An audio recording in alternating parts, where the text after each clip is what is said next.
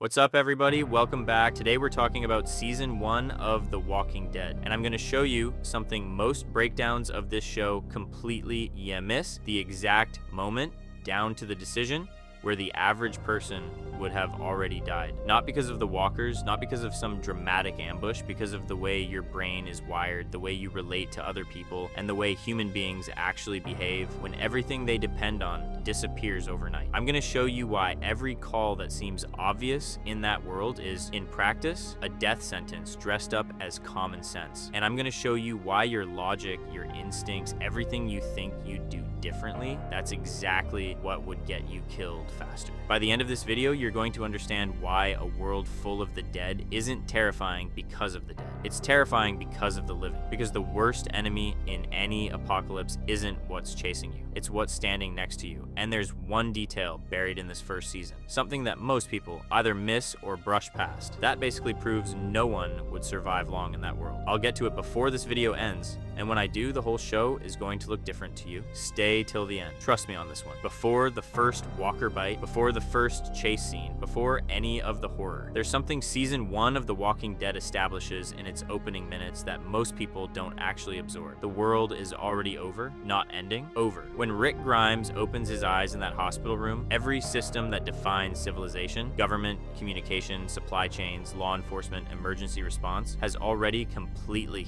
collapsed. There's no rescue convoy coming. There's no National Guard organizing an evacuation on the interstate. There's no one on the emergency alert system telling you this is temporary. Just silence, and that silence is the first thing that would kill most people. Modern Americans are completely dependent on infrastructure they never think about because they never have to. You turn on the tap, water comes out, you walk into Walmart, there's food on every shelf, your phone has signal. When something breaks, you call someone who fixes it. When you get sick, there's an ER. When you're scared, you call 911. Now take all of that away at once.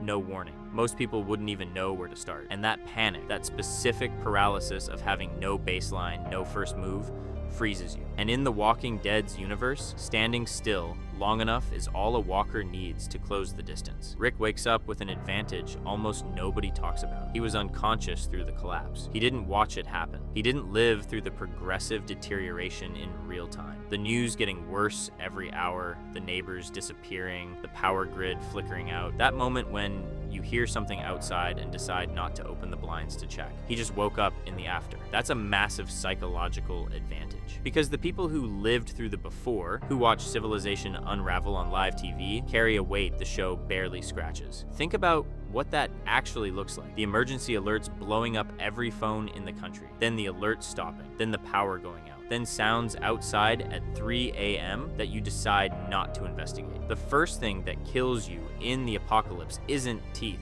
It's the paralysis of having no playbook for a world without a playbook. Rick gets out of that hospital and finds an unrecognizable world. Empty streets, abandoned cars, bodies, and a silence so complete, it's more disturbing than any noise could be. He grabs a bicycle and starts moving, looking for his family. Seems just reasonable, right? It's the most basic human instinct. Find the people you love. But here's where the first fatal trap opens up for anyone who isn't Rick Grimes. Rick knows where to go. He has a destination. He has enough motivation to push through the initial terror and start moving with purpose. Most people would be stuck in a loop. Paralysis, random movement, more paralysis, burning energy, making noise, exposing themselves for no gain. Think about it honestly. If the outbreak hit tonight, where would you go? Your parents' house, the nearest grocery store, your job, looking for coworkers? Do you have an actual plan, or do you have a vague sense that you'd figure it out as you go? Figuring it out as you go is just another way of saying making bad decisions under extreme pressure. And then Rick finds Atlanta. This is where things get exponentially worse, because Atlanta represents the #1 trap that any average person would run straight into.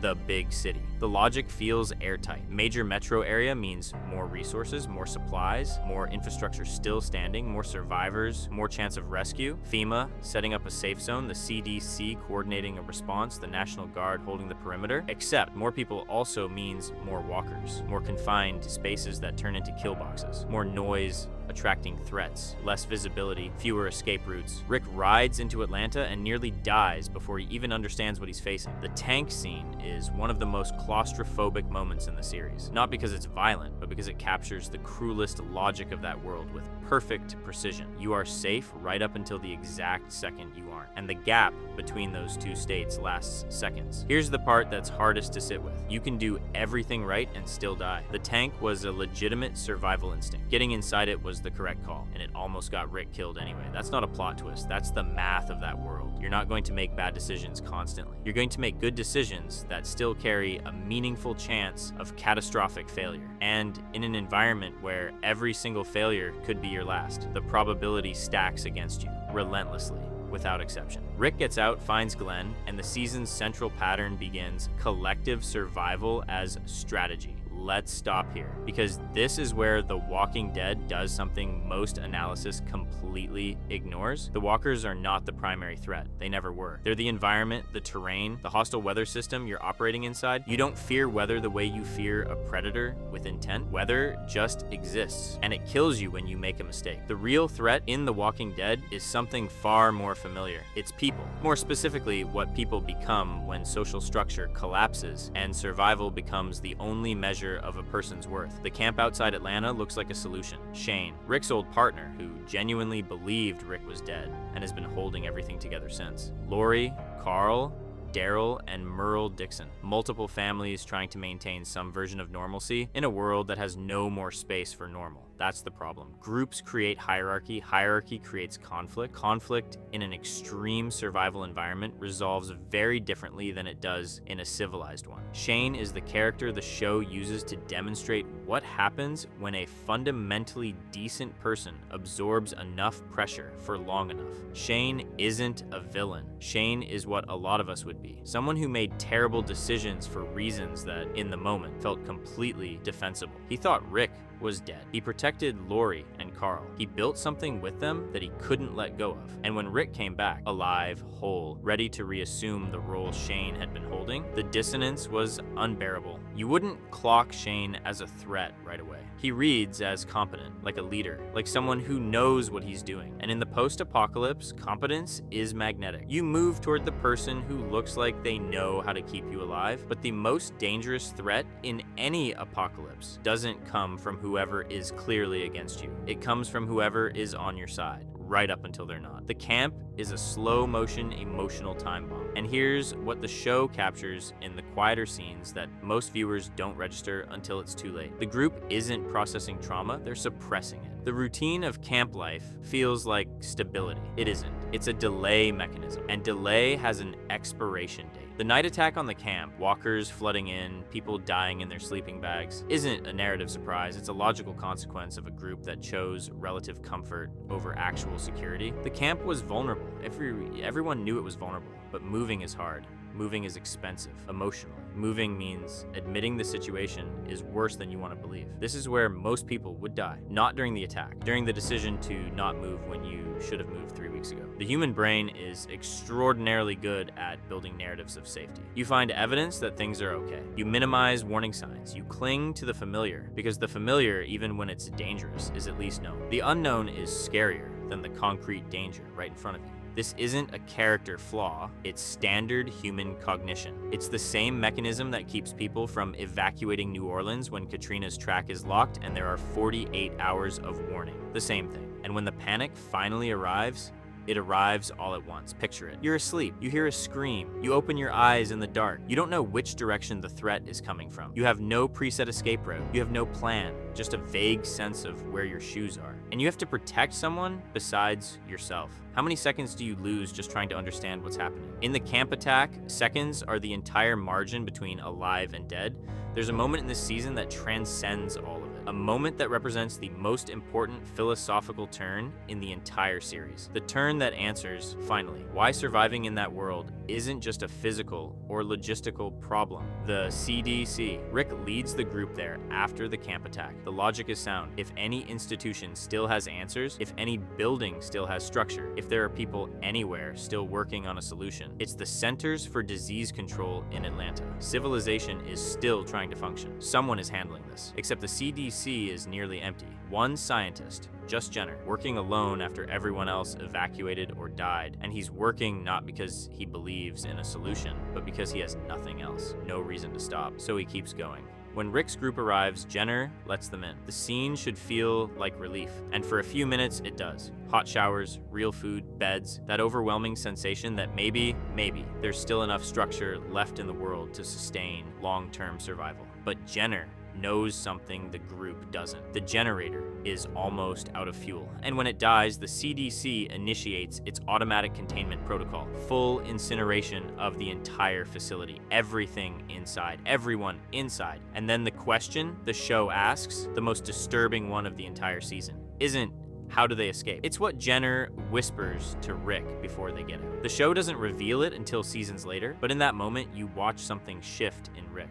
Not his expression, something deeper, a certainty that settles into him like a stone dropping into dark water, something he's going to carry alone. You spend the rest of the episode and the season trying to figure out what Jenner said, and when you find out, everything gets so much darker. Jenner told Rick that everyone is already infected, that the virus lives in every survivor, that death, from any cause at all, means reanimation. No bite required. Think about what that actually means. There's no safe group. Any person who dies inside your group from illness, from an accident, from exhaustion, from anything, becomes an immediate threat to the people they loved. The act of building bonds, sleeping near someone, trusting someone enough to close your eyes while they're awake, carries a risk that goes beyond anything external. The danger is inside. It always was. And Rick carried that alone. Because the alternative, telling the group, was equally unbearable. It would have destroyed the one thing keeping those people functional. The illusion that someday, somehow, things might go back to something resembling normal. That's a weight most people would collapse under. Not because Rick is stronger, but because the math of that secret is impossible. Now let's talk about the characters everyone thinks they'd be. Glenn is who most people claim they'd be if forced to choose. Young, quick, smart, knows Atlanta's streets cold because he spent years doing food deliveries across the city. The kind of skill set that's useless in normal life and worth everything when the city goes dark. He moves through situations that should be fatal, not because he's invincible, but because he thinks fast, knows the terrain, and does not allow himself to freeze. But here's what the show never states directly, and what's critical to understand about why Glenn works. Glenn has no family in the group. He arrives with no attachments. No one he has to protect, even if protecting them costs him his life. That's an enormous operational advantage. Brutal to say out loud, but true. When you're alone, every risk calculation is about you. When you're responsible for someone else, the math changes in ways that aren't rational anymore. They're emotional. The kind of logic that makes a person sprint back into a hot zone they already cleared because they heard a sound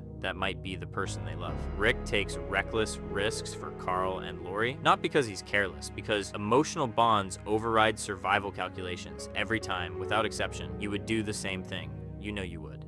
And that's one of the most common ways you die. Not because love is weakness, but because love in an environment of extreme danger creates specific, exploitable vulnerabilities. In any ambush, any panic scenario, any moment where someone you care about is in the equation, that's where your calculation breaks down. Daryl Dixon is the one most people peg as the real survivor. And honestly, on paper, they're right. Daryl hunts, he tracks, he knows terrain, he shoots a crossbow, which sounds cinematic and impractical until you realize that silence is infinitely more valuable than stopping power in a world where every gunshot is a dinner bell announcing your coordinates to every walker within a half mile. Daryl reads like the answer to the question, who would actually make it? But watch what the show does with Daryl in season 1. Daryl is functionally crippled by his attachment to Merle. Merle, handcuffed to a rooftop in Atlanta, possibly dead, representing everything destructive and violent that Daryl spent his whole life trying not to become, has more operational control over Daryl's decisions than any external threat. Rick goes back for Merle. Daryl goes with him. When they get there and find nothing but a severed hand and an empty rooftop, the most technically capable survivor in the group nearly falls apart over a brother who probably made things worse for him his entire life. Daryl is the survivalist, and even Daryl has the one vulnerability. Everybody does. You know what yours is. You don't have to say it out loud. But in the apocalypse, that specific vulnerability is all any threat, human or not, needs to find to undo you completely. There's a scene most people forget or don't register because it happens between bigger, louder moments. The group is planning the run back into Atlanta to look for Merle. Routing, timing, contingencies, and someone raises their hand and says plainly, "This is a bad idea. Merle's probably already dead. This is a waste of resources and time, and it's gonna get people killed." They go anyway, because Rick decided, and the group follows Rick. This is how groups work. And in a survival camp, this mechanism is lethal in ways that aren't always immediately visible. You would join a group. You'd start building bonds because that's automatic, it's involuntary. It's one of the few human instincts the apocalypse can't fully switch off. And with those bonds would come the social cost of maintaining them. You'd agree when you shouldn't. You'd stay quiet when you shouldn't. You'd extend benefit of the doubt to someone who didn't deserve it because pushing back meant straining something you needed to keep intact. And at some point, not during a dramatic standoff, during some completely unremarkable moment, you would stay quiet about something important. A threat you noticed, a decision that felt wrong, a behavior that set off every alarm in your gut, and that thing you stayed quiet about, eventually that's what kills you. Not the walker, not the villain, not the unavoidable circumstance. Your own inability to prioritize survival over social harmony. The Walking Dead is one of my favorite shows ever made. The realism in those early seasons is something I've never seen matched. You don't watch it, you inhabit it. You feel the weight of every decision. But the longer I sit with season 1, the more I think the real horror isn't the walkers at all. It's the gap, the distance between who you are right now, with your routines, your relationships, your cognitive shortcuts, your social instincts, and who you would need to become to survive a single month in that world. Rick Grimes makes it through season 1. Not because he's exceptional, not because he's smarter or stronger than anyone else. He makes it because he's the protagonist, and the script won't let him die yet. The rest of us don't have that deal. The rest of us would die waiting for someone to have an answer, or die trusting the wrong person at the wrong moment, or die because we lingered too long somewhere that felt safe. Or, and this is the one that sits with me, we die because we simply couldn't function in a world with no hope of ever being rebuilt while we were still alive to see it. That's why you wouldn't survive. Not because you're a coward, not because you're weak, not because you'd make obviously stupid decisions, but because surviving in that world demands a speed of adaptation that the human brain, your brain, my brain, everybody's brain, was never built to sustain. And the most terrifying thing season 1 of The Walking Dead shows you, it's not the dead. It's the distance between who you are and who you'd need to become. If you made it this far, drop a like and let me know in the comments. Do you want more Walking Dead on this channel? I've got a lot more to say about this show. See you in the next one.